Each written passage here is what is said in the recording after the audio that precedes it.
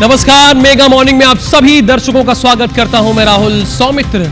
और जैसा कि सबसे पहले हम आपको दिखाएंगे इस वक्त की बड़ी खबरें यानी हेडलाइंस, तो सबसे पहले उसी का रुख कर लेते हैं। इजराइल के खिलाफ ईरान का अटैक लगातार जारी। ईरानी मिसाइलों ने हाइफा और तेल अवीव को किया हिट। आईडीएफ ने ईरानी विमान को बनाया निशाना। कनाडाई पीएम के नियंत्रण पर आज कनास्किस जाएंगे देश के प्रधानमंत्री मोदी। शिखर सम्मेलन में करेंगे शिरकत। द्विपक्षीय व्यापार संबंध बेहतर होने की संभावना।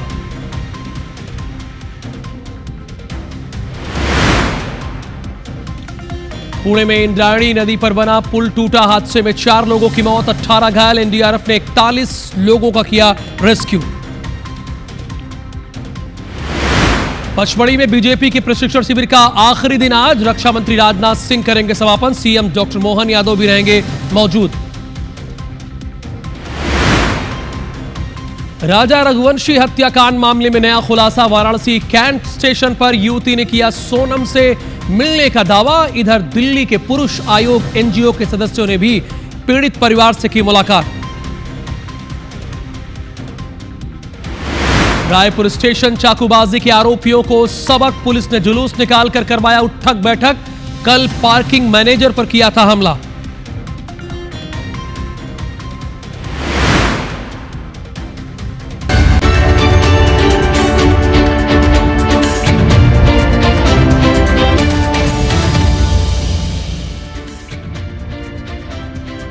पहली खबर अंतर्राष्ट्रीय जगत से है। इजराइल और ईरान के बीच 72 घंटे से लड़ाई लगातार जारी है। ईरान में अब तक 170 जगहों पर 720 सैन्य ठिकानों पर अटैक किया गया। ध्यान दीजिएगा, यानी ईरान में अब तक 170 जगहों पर 720 सैन्य ठिकानों को टारगेट किया गया है, यानी अटैक किया गया है। 14 टॉप अधिकारी और परमाणु वैज्ञानिकों की जान चली गई, उनकी मौत हो गई इस हमले में। इजरायली हमलों में अब तक 224 की मौत हुई है और 1000 से ऊपर यानी तकरीबन 1277 लोग घायल हुए हैं। ईरान ने भी इजराइल पर बैक टू बैक सैकड़ों मिसाइलें दागी है। 200 बैलिस्टिक मिसाइल और 100 ड्रोन से हमला किया गया है। ईरान के हमले में 14 लोगों की मौत हुई है, 380 घायल हुए हैं। दोनों देशों के नेता इस बात पर जोर दे रहे हैं कि लड़ाई जारी रहेगी, यानी थमने का नाम दोनों नहीं ले रहे हैं। दोनों अपनी अपनी ताकत दिखाने की कोशिश कर रहे हैं।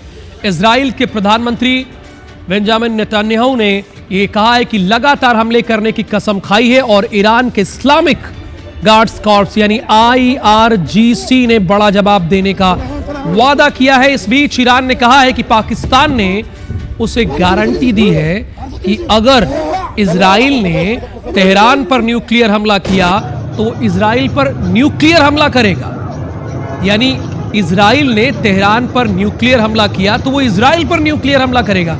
इस बीच अमेरिकी राष्ट्रपति डोनाल्ड ट्रंप ने रविवार को अपने social media platform truth social पर दावा किया है कि दोनों देशों के बीच जल्द ही समझौता होगा। ट्रंप ने कहा कि जैसे उन्होंने भारत पाकिस्तान में सीज फायर कराया था, वैसे ही इजराइल और ईरान की लड़ाई वो रोकेंगे। ये डोनाल्ड ट्रंप का दावा है। क्योंकि देखिए, युद्ध से किसी देश की समस्या का हल तो होना नहीं है। अगर हल होना होता तो यूक्रेन और रूस की लड़ाई तो अब तक खत्म हो गई होती, लेकिन अब तक ऐसा नहीं हुआ।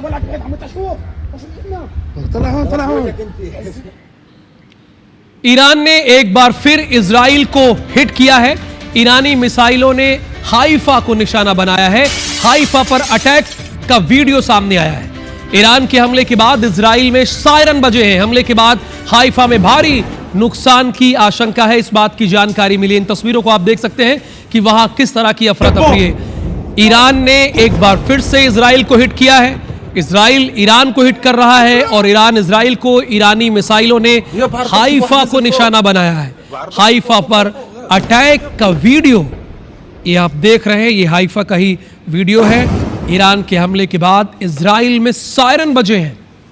हमले के बाद हाइफा में भारी नुकसान की आशंका भी जताई जा रही है। يا بعرض اختي في واحد نزل فوق، بعرض اختي فوق فوق فوق فوق غير.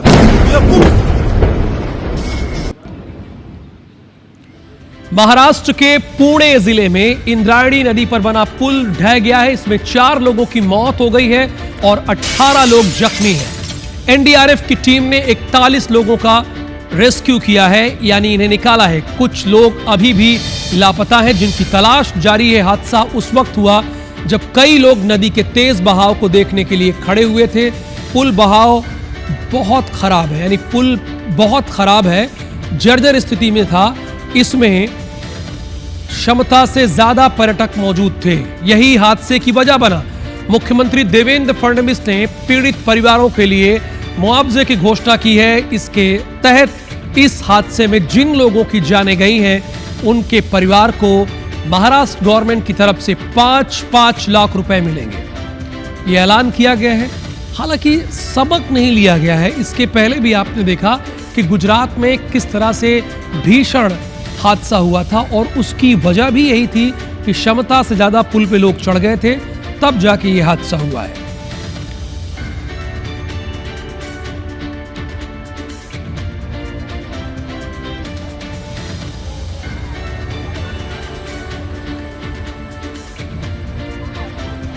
ये महाराष्ट्र की तस्वीरें आप देख रहे हैं।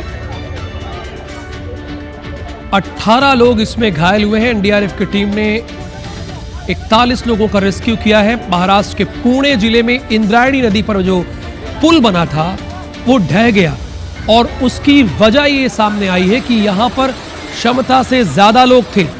इसमें 4 लोगों की मौत हुई है, जो अभी तक आधिकारिक आंकड़ा आया है। हम प्रार्थना करेंगे इससे ज्यादा आंकड़े ना बढ़े। 4 लोगों की मौत हुई है, 18 घायल हैं। 41 लोगों का एनडीआरएफ की टीम ने रेस्क्यू किया है, लेकिन अभी भी कुछ लोग लापता हैं, जिनकी तलाश की जा रही है। हादसा कब हुआ? जब कई लोग नदी के तेज बहाव को देखने के लिए, यानी नदी के तेज बहाव को ये देखने के लिए इकट्ठा हुए थे, यानी देखना चाहते थे कि नदी का तेज बहाव कैसे है, और अपने कैमरे में रिकॉर्ड करना चाहते थे।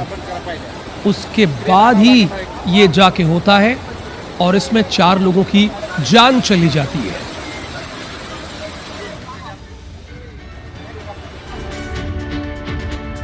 जम्मू कश्मीर के डोडा में बड़ा हादसा हुआ है। सवारियों से भरी बस खाई में गिर गई है। हादसे में ड्राइवर समेत 13 लोग घायल हैं। 11 घायलों की हालत बहुत गंभीर है। ये जम्मू कश्मीर के डोडा में हुआ है, जहां पर सवारियों से भरी एक बस खाई में गिर गई। अब क्या वजह थी? स्पीड ज्यादा थी, क्षमता से ज्यादा लोग वहां पर बैठे थे, या कोई और बात थी? चूंकि इसमें ड्राइवर समेत 13 लोग घायल हुए हैं। 11 घायलों की तो हालत बहुत खराब है। हालांकि सभी को हॉस्पिटल में एडमिट करा दिया गया है, लेकिन हादसा किन कारणों से हुआ है, ये पता लगाने की कोशिश की जा रही है।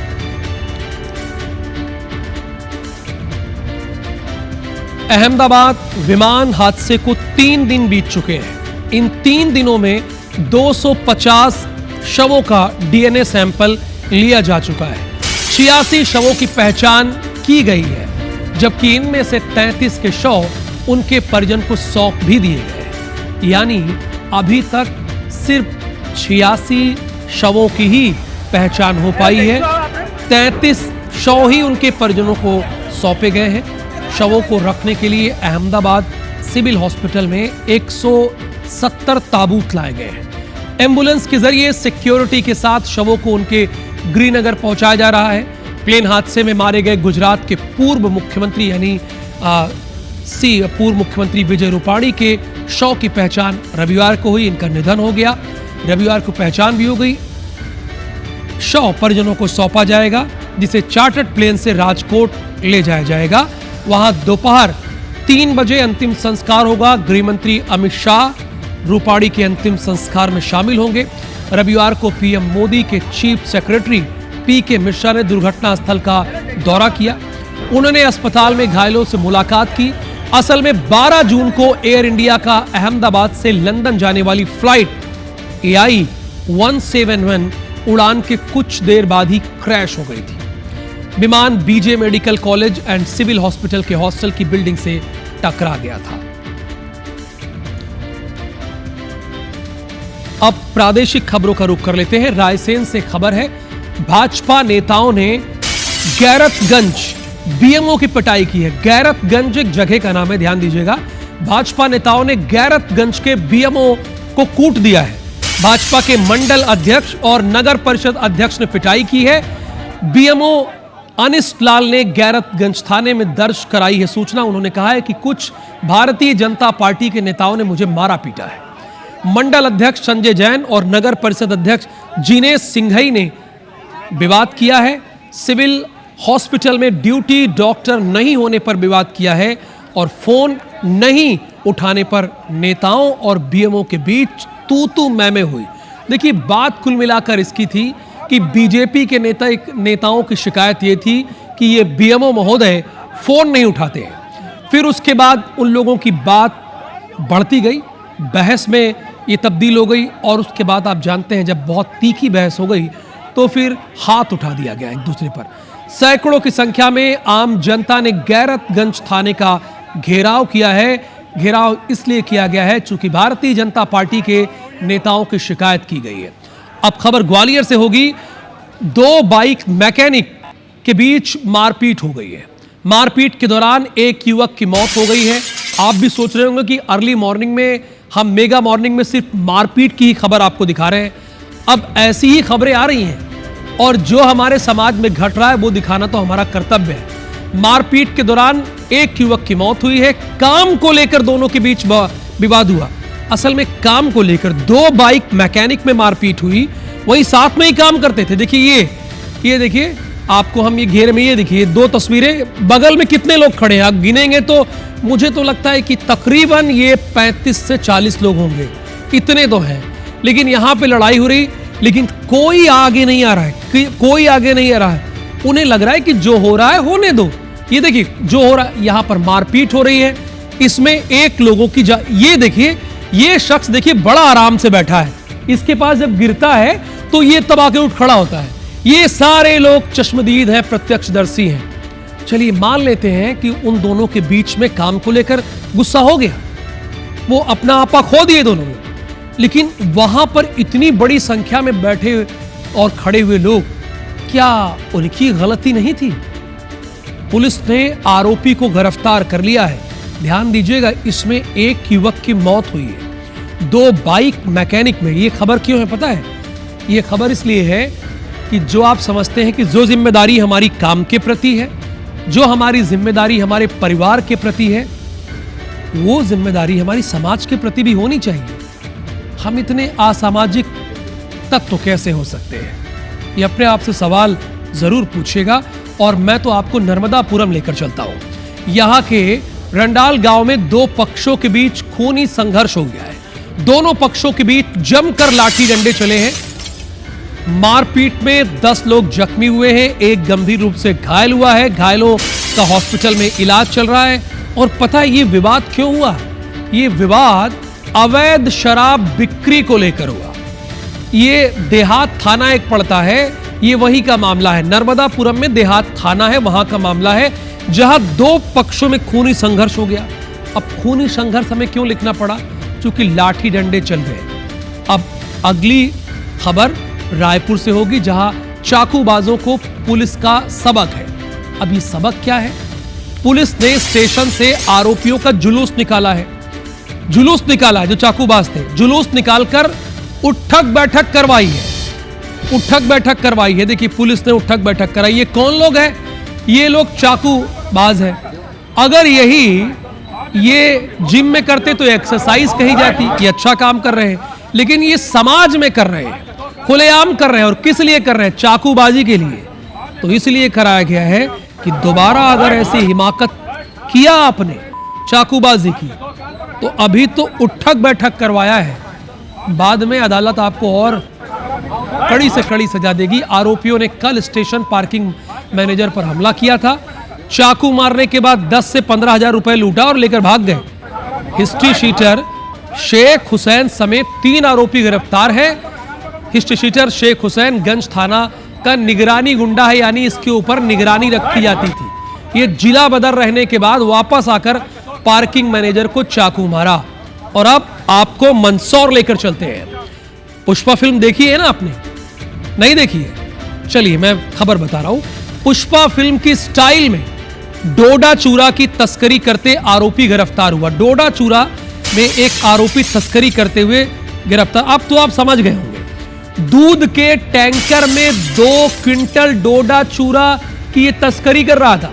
यानी ऊपर दूध है ना, ऐसे ही खेल था, ऊपर दूध पुलिस चेक की और नीचे क्या पता चला, डोडा चूरा रखा हुआ था। 500 किलोमीटर दूर जोधपुर ले जा रहा था तस्कर। मुखबिर सूचना मिलने पर घेराबंदी करके गिरफ्तार कर लिए। अच्छा, जो ये आरोपी होते हैं वो सोचते हैं कि फिल्में हम ही देखते हैं। अरे पुलिस भी टाइम निकाल के देख लेती है, और नहीं देखती तो रील देख लेती है। कई बार तो आप देखते हैं कि रील बना भी देते हैं और उसमें उनके खिलाफ कार्रवाई भी हो जाती है। तो आजकल सोशल मीडिया का दौर है। तो उत्तर प्रदेश में क्या हो रहा है? ये तो बात मध्य प्रदेश और छत्तीसगढ़ की हुई। उत्तर प्रदेश में क्या है?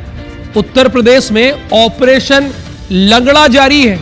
ऑपरेशन लंगड़ा जारी है। मेरठ में पुलिस और बदमाशों के बीच मुठभेड़ हो गई। मुठभेड़ में एक बदमाश को गोली लग गई। ये ऑपरेशन लंगड़ा क्या है? ऑपरेशन लंगड़ा का मतलब ये हुआ कि शॉर्ट एनकाउंटर। Short encounter. मुठभेड़ में एक बदमाश को गोली लगी है। घायल बदमाश को हॉस्पिटल में एडमिट करा दिया गया है। मेरठ में पुलिस और बदमाशों के बीच मुठभेड़ है। मुठभेड़ में एक बदमाश को गोली लगी है।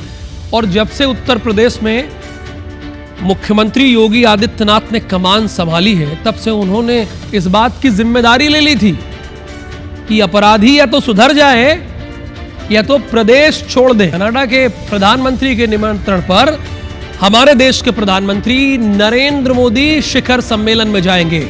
इससे पहले साइप्रस पहुंचे प्रधानमंत्री नरेंद्र मोदी ने रविवार को भारत साइप्रस सीईओ फोरम को संबोधित करते हुए भारत की अहम प्रगति और आर्थिक ताकत पर जोर दिया।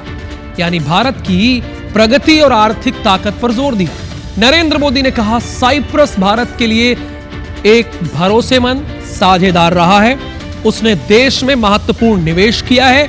कई भारतीय कंपनियों ने साइप्रस में अपनी उपस्थिति भी स्थापित की, जिसे यूरोप के प्रवेश द्वार के रूप में देखा जाता है। प्रधानमंत्री मोदी ने कहा कि साइप्रस लंबे वक्त से हमारा भरोसेमंद साझेदार रहा है और यहां से भारत में महत्वपूर्ण निवेश हुआ है। कई भारतीय कंपनियां भी साइप्रस आई है। एक तरह से साइप्रस को यूरोप के प्रवेश द्वार के रूप में देखा जाता है। आज आपसी व्यापार 150 मिलियन डॉलर तक पहुंच गया है। कितने का? अगर कोई आपसे सवाल पूछ ले तो मैं चाहता हूं कि हमारे मध्य प्रदेश और छत्तीसगढ़ के दर्शक स्मार्ट रहे। अगर कोई सवाल पूछे तो बोल दीजिएगा कि आपसी व्यापार जो है 150 मिलियन डॉलर का है। किसके किसके बीच? भारत और साइप्रस के बीच। लेकिन हमारे संबंधों की क्षमता इससे कहीं ज्यादा है। प्रधानमंत्री मोदी ने कहा कि पिछले एक दशक में भारत दुनिया की 5वीं सबसे बड़ी अर्थव्यवस्था है और यह बात बड़े फक्र से आप कहिएगा। और आने वाले वक्त में हम दुनिया की 3री सबसे बड़ी अर्थव्यवस्था बनने की दिशा में बहुत तेजी से बढ़ रहे हैं। यानी दुनिया की सबसे जो अमीर देश हैं उसमें हमारा स्थान कौन जगह होगा? हमारा स्थान होगा 3रा आने वाले वक्त में। फ्रेंड, साइप्रस लंबे समय से हमारा विश्वसनीय पार्टनर रहा है, जिसका आप लोगों ने भी उल्लेख किया। और भारत में यहां से उल्लेखनीय निवेश भी हुआ है। कई भारतीय कंपनियों ने भी साइप्रस में, और एक प्रकार से साइप्रस को यूरोप का गेटवे के रूप में ही देखा है। आज आपसी व्यापार 150 मिलियन डॉलर पहुंच गया है। मध्य प्रदेश की लाडली बहनों को आज सौगात मिलेगी। लाडली बहना योजना की 25वीं किस्त जारी होगी। कितनी? 25वीं किस्त। यानी अब तक 24 किस्त लाडली बहनों को मिल चुका है।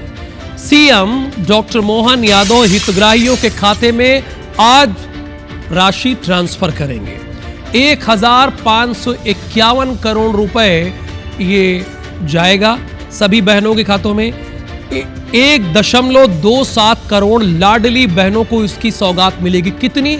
अगर आपसे सवाल पूछा जाए कि मध्य प्रदेश में लाडली बहनों कितनी बहनों को सौगात मिलती है, इसमें लाभार्थी कितने हैं तो आप ये पूरे आत्मविश्वास से कह सकते हैं कि 1,27,00,000 ऐसी महिलाएं हैं जो लाडली बहना योजना से लाभान्वित हैं। पेंशन और संबल योजना की राशि भी ट्रांसफर की जाएगी। गैस सिलेंडर योजना की भी राशि ट्रांसफर की जाएगी। जबलपुर के बरगी में कार्यक्रम का आयोजन होगा और आज रायसेन के बरेली में भी आज सीएम डॉक्टर मोहन यादव जाएंगे। तो अगर आपके घर में लाडली बहना है और आप उनके पति या बेटे हैं तो ये खबर तो आपके लिए गुड न्यूज ही है। रायपुर से एक अहम खबर है। छत्तीसगढ़ में स्कूलों की गर्मी की छुट्टी खत्म हो गई है। एक पुराना वीडियो बहुत वायरल हो रहा है, तो मैं आपको क्लियर कर दूं कि छत्तीसगढ़ में स्कूलों की गर्मी की छुट्टी क्या हुई है, खत्म हो गई है। चूंकि IBC 24 का 2024 का एक वीडियो लोग वायरल कर रहे हैं, लेकिन आज तारीख नोट कर लीजिए। और आज मैं बता रहा हूं रायपुर में खबर यह है कि छत्तीसगढ़ में स्कूलों की गर्मी की छुट्टी खत्म है। आज से वापस स्कूल खुल जाएंगे। शाला प्रवेश उत्सव आज है। छात्रों का अभिनंदन करके उत्साह बढ़ाया जाएगा। यानी कभी सोचिए कि आप स्कूल गए हो और आपका तिलक लगाकर अभिनंदन किया जाए। आपके जमाने में ना हुआ, लेकिन अब हो रहा है। छात्रों का स्वागत किया जाएगा, छात्रों का मुंह मीठा कराया जाएगा कि आइए नए सत्र की शुरुआत कीजिए, आगे बढ़िए, देश को आगे ले जाइए और प्रदेश को आगे ले जाइए।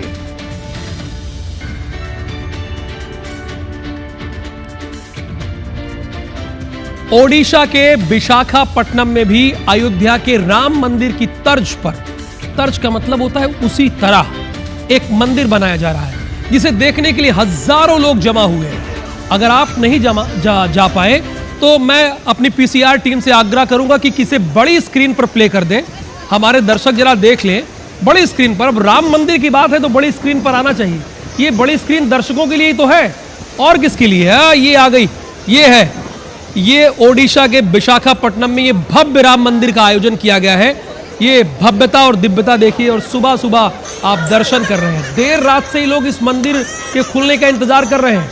अयोध्या में बनी भगवान राम के बाल्यकाल की मूर्ति की तर्ज पर 91 फीट की ऊंची यहां पर मूर्ति बनाई गई है। ये और देखिए, ये है, जरा थोड़ा देर इसको रखिएगा, सभी लोग दर्शन करें। ये है तस्वीरें प्रभु श्री राम की 91 फीट की। जहां से है वहीं कह दीजिए जय श्री राम, आगे बढ़िए, क्योंकि पूरे मंदिर को भव्य तरीके से सजाया गया है। और हमने कहा ये देखिए, और मौका मिले तो यहां जरूर जाइए एक बार और घूम कर आइए।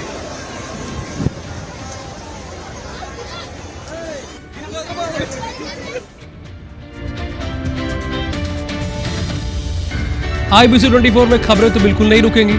आगे हमारे सहयोगी श्रवण तंबोली आएंगे और दनादन 10 खबरें आपको बताएंगे।